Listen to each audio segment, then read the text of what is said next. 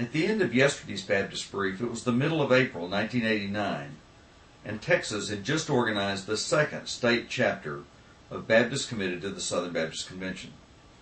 2 weeks earlier, on March 28th, Chairman Winfred Moore stated, "Baptists committed to the SBC is an organization committed to returning our convention to its historic basis of cooperation in missions, education, and evangelism, thus ending this 10-year period of disunity."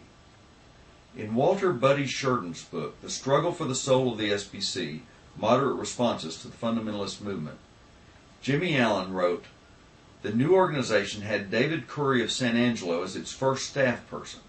His title was Field Coordinator. Ouida Batorf of Houston was Project Director." In November 1989, Winfred Moore stepped down as chair and Jimmy Allen was elected to take on that responsibility. Baptists Committed supported Daniel Vestal for president of the SBC in 1990. His overwhelming loss to Morris Chapman in New Orleans, as we discussed last week, in effect gave fundamentalists majority control of all SBC boards and committees. Allen wrote that the next morning, June 13th, Daniel Vestal did an excellent job of placing the challenge before us at a Baptist Committed breakfast meeting. Attendance at the breakfast exceeded 800. We set to work.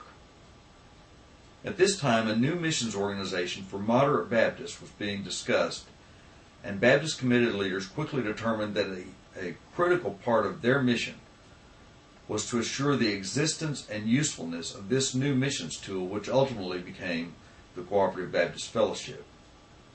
In CBF's infancy in the early 1990s, Texas Baptist Committed was the functioning unit of CBF in Texas. But many churches that were not yet comfortable with aligning with CBF were nevertheless committed to moderate control of their state convention and were a part of the Baptist Committed organization.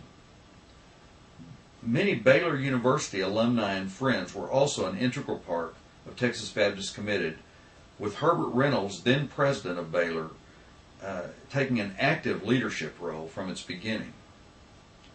In tomorrow's Baptist Brief, we'll discuss Texas Baptist Committed's fight to protect the BGCT against fundamentalists' attempt to take control.